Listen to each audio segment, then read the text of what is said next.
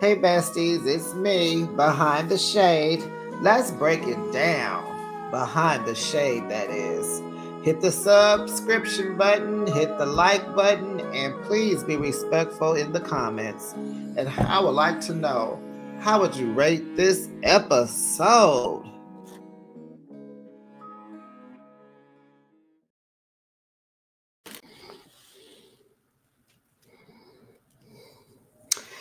This couple shows me that when you're an insecure woman, or just you don't trust your man after he has hurt you, after a breakup, after a miscarriage,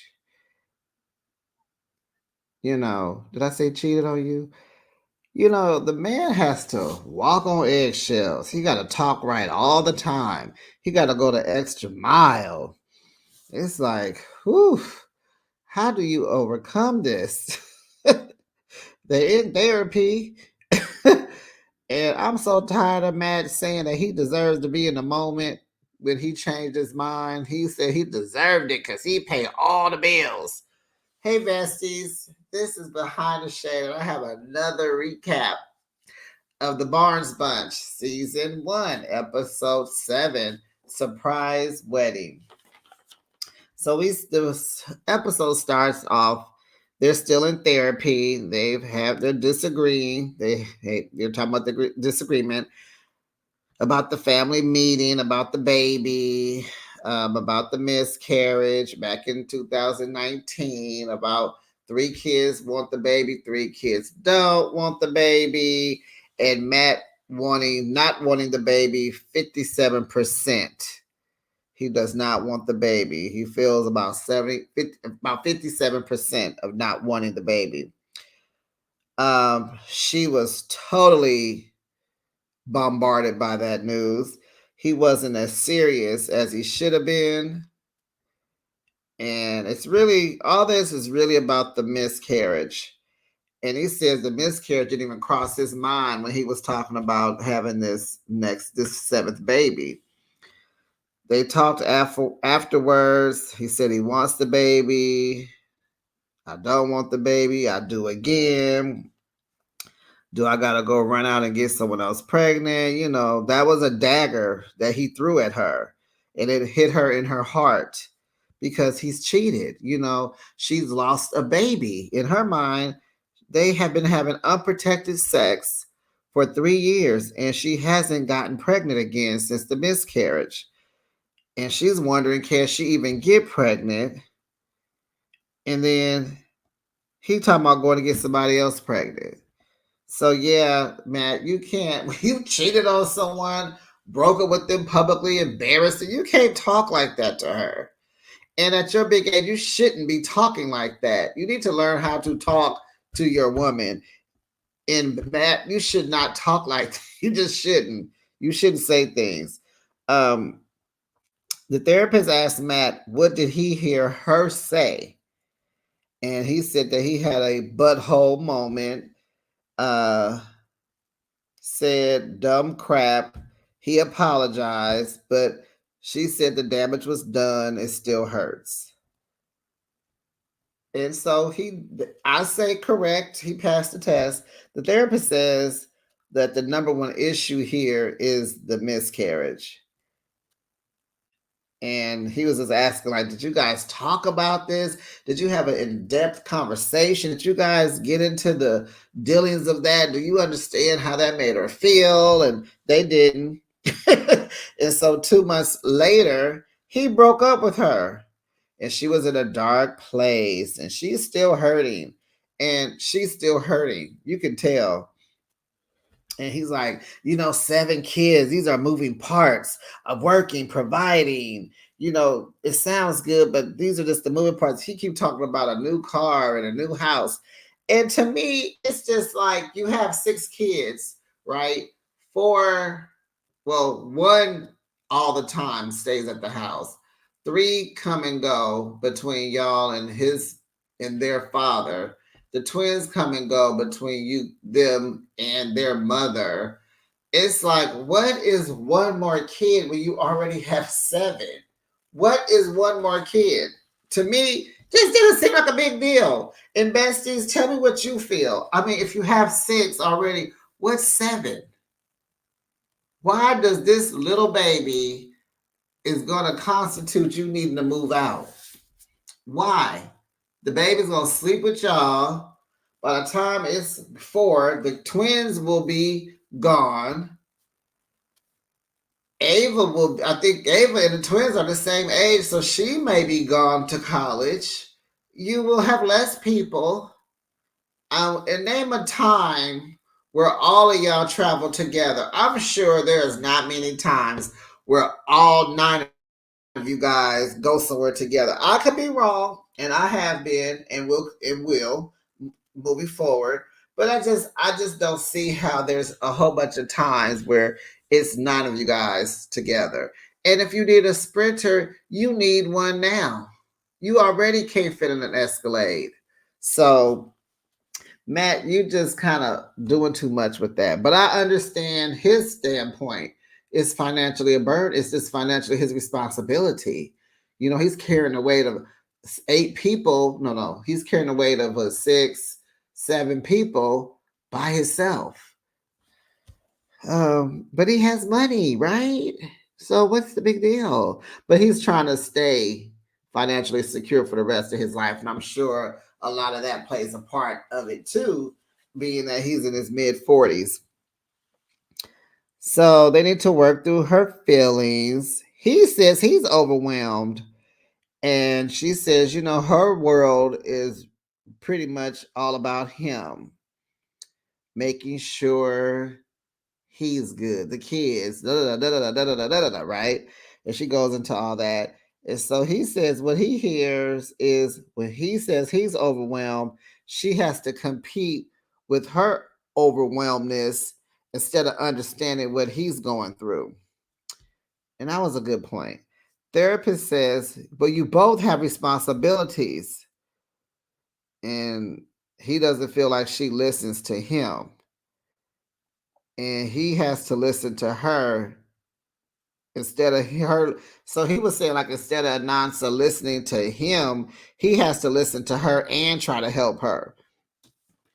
And if you remember, I remember last episode, remember when she walked in the kitchen, he was in there cleaning, doing dishes because they fired the housekeeper. And he was like, I'm doing to help you out until we get a new housekeeper or whatever. So that's what I thought about.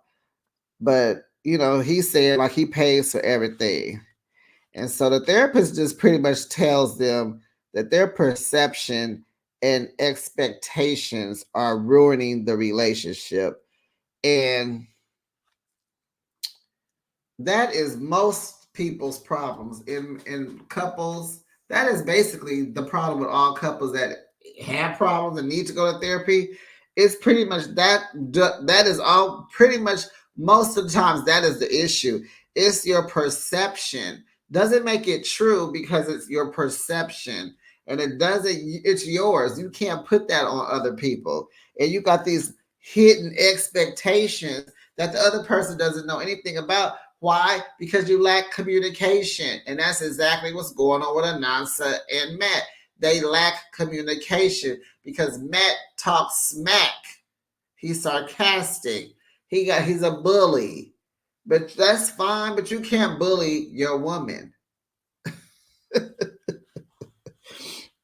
So the therapist is telling him that you need to accept your responsibilities. And I'm pretty much sure he was talking to Anansa. Like, Anansa, you are a housewife. Your dude has, you guys have 6 kids together. You are going to be there and have to bridge the gap. You got to make sure the kids are good. He's good. This is your job. And he's like, I pay all the bills. That's your job. So he's throwing it back at him like, accept your responsibilities. I love that. Stop that tit for tat. Don't take it out on each other and communicate. Good tool. I mean, okay, but he needs to. But when he tells them what to do, does he tell them how? Is there a book, or do they have exercises where they can understand how to stop tit for tatting? how to change their mind about accepting the responsibilities. How do you start to communicate? So they both pretty much say that each other is full of crap. And he said, I just don't even want to talk to her anymore. I don't want to talk. I don't want to be here anymore. And it's just like, man, you did not. How, like, he just says stuff and don't even think that it's supposed to be okay. You have to know she was going to get up and leave, and she got up and left. Why would she not get up and leave? Listen to what you said. There you go, being a butthole again. So, Hunty, she's getting up, she's leaving. The therapist is like, where's she going? Wait, but do you love one another? And she said, ask him. So, Matt says his trauma makes him compartmentalize. Can I say the word? Compartmentalize. Okay, we'll get it. I'll get it. In the moment, or drop it in the moment. He just kind of processes things and he goes on, or he just doesn't process it. So, whew, y'all, let's take a break. What you sipping on? I got water. Let's take, I need to hit a water. So she's back at home. She's on the phone talking to Bev Johnson, her mom, and he's outside in the backyard drinking early. So it must be morning, and Gino comes over. So Anansa's talking to her mom and tells her what happened. And Bev says, oh, he just shakes things up.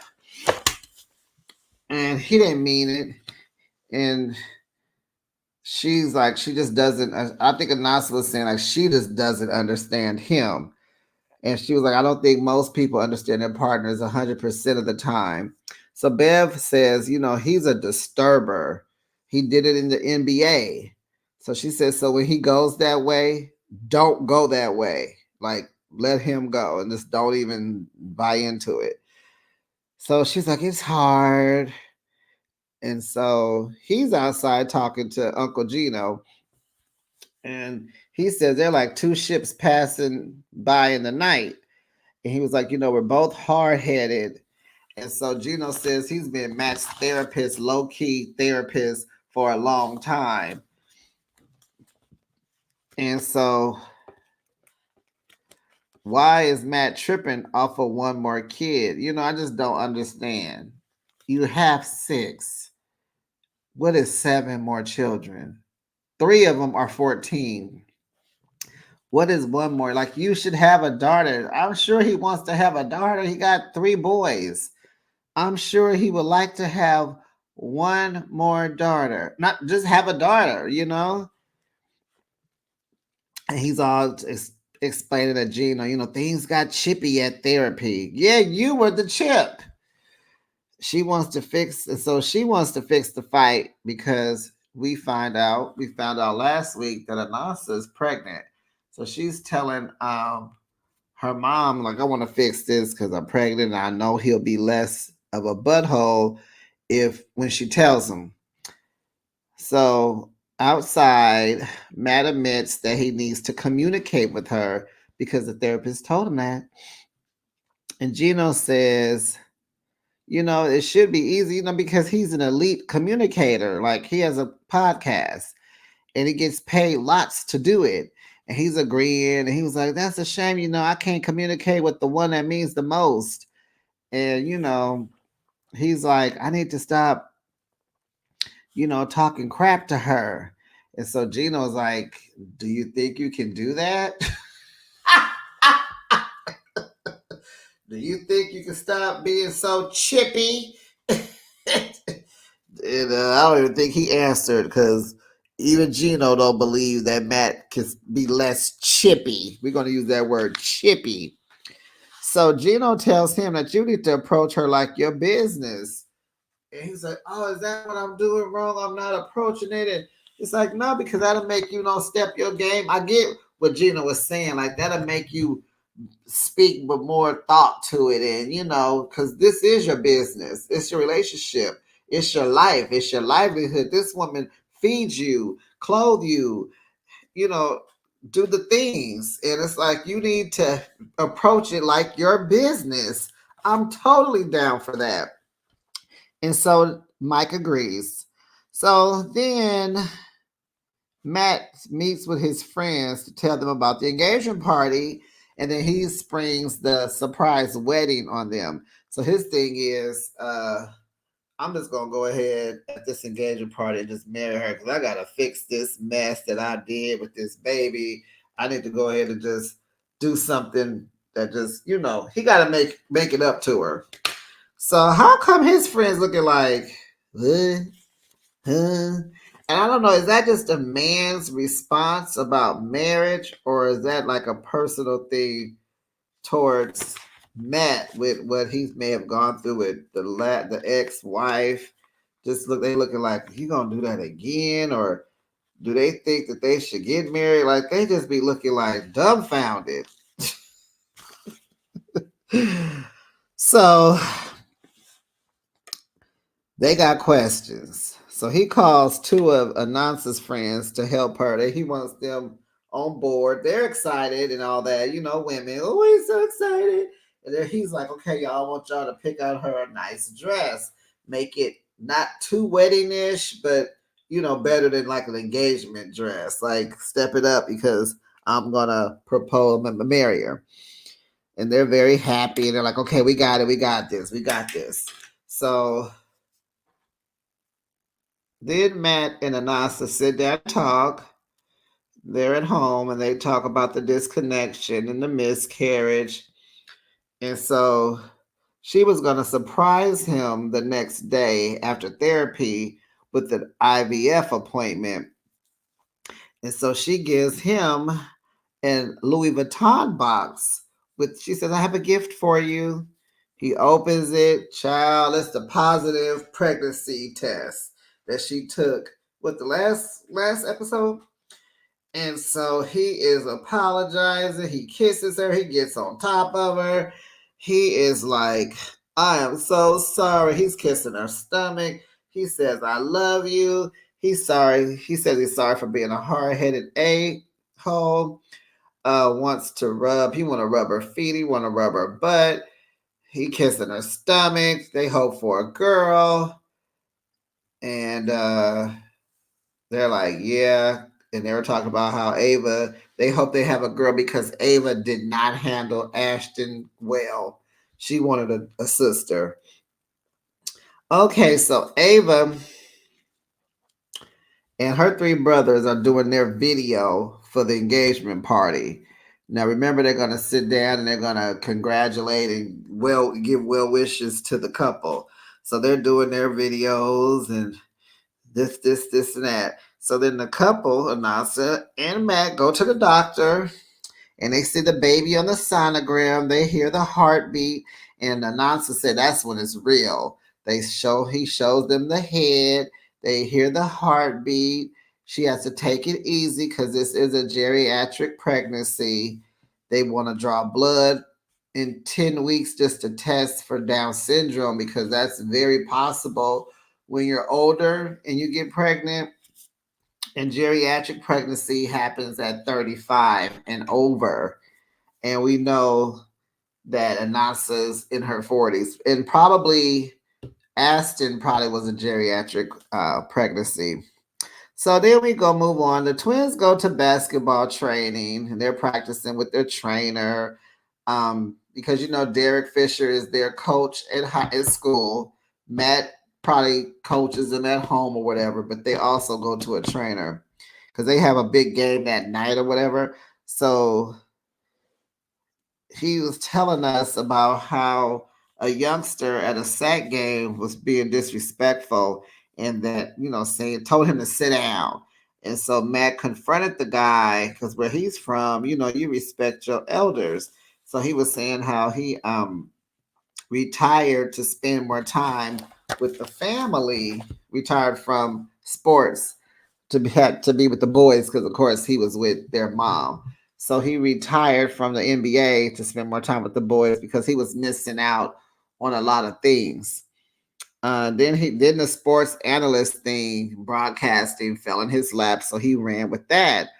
But that, he did that, but that took him out of the house.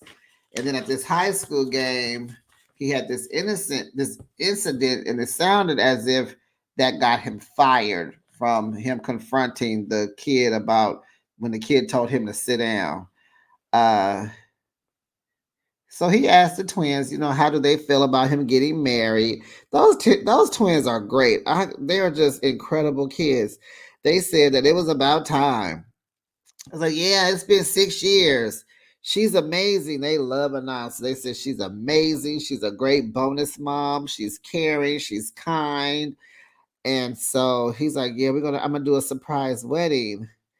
And one of them said, what the H? It is so funny because remember Aston said HELL no last week. So these kids get to kind of curse a little bit. So he was like, yeah, I'm gonna have to go get you guys fitted for your suits. And one of them was like, I don't want to wear a suit. And so Matt was saying that the engagement party / surprise wedding is on the twins' mom's weekend.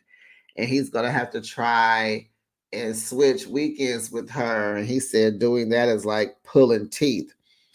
And so he also was saying he needs to get Beverly Johnson's blessing since her dad passed away. Okay, so he calls Bev, tells her about the engagement party, and then he asks, can he marry her? He asks for Bev's blessing. And so Bev is sitting there looking, and then we go to commercial. These productions, they know how to just make it to where you like, ooh, ooh, ooh, let's see what happens. Because she was looking on that phone like, huh? So Bev thinks it's a great idea. She loves the fact that he wants to go ahead and marry her at the engagement party. So he's just saying, keep it a secret, keep it a secret. He said this like 102 times. So that right there was telling me like she got a big mouth. She's gonna forget because if you watch Bev's reality show like back in the day, the early 2000s, I noticed that she's an airhead, she's a little cornball, and it's like he kept telling her 100 times, keep it a secret, keep it a secret, keep it a secret. But she says she's excited, this is the best, and she just couldn't even finish her sentence, and she was like, just great idea. So then Matt and Anansa are at the beach taking their engagement photos. The photographer's giving them direction. They have a white, she has a banging dress that is showing that shape. And she's very curvy. And so he's just saying stuff, Mr. Saying stuff. He want her to hold his stuff, his package. He wants her to kiss, he wants to kiss her other lips. She tells him she loves him and she trusts him. And they kiss while they're on the beach. And it's like, you trust who? You trust him? Did y'all work this out? Where was the in depth conversation? We missed that part, but I'm glad they're getting to that happy place because I'm a sucker for love, but this relationship, I don't know. Matt just seems stressful. It seems like he comes with a lot. He just comes with a lot. You know, you have to be very patient to be bothered with him. You just got to have extra patience. So in the car, the assistant to the guy that was showing them the mansion a few weeks ago, his assistant calls to say that the mansion has sold. Now, we do remember when the guy was showing them the house, they said this house is on the market, and hopefully you can have your party before it sells. Well, that didn't happen. So he was saying, the guy, he was out of town for like another week, but he's gonna figure something else out. He's gonna call his friends, his colleagues, and look for other properties like that. Anansa is crushed. She cannot get past it. She was like, should we just get a different venue? Should we do this? Should we do that? And now Matt is trying to keep it cool because, you know, he's running out of time. He has to, you know, get stuff on the ball because I'm sure we're talking about a week or two. I mean, it just seemed like, you know, there's no time for a whole bunch of planning. So, and that was the end of that episode. So, besties, how do you rate this episode? I didn't give my grade. Um, it was good. I liked it. I like it. I liked it. Uh, I'll give it a B plus.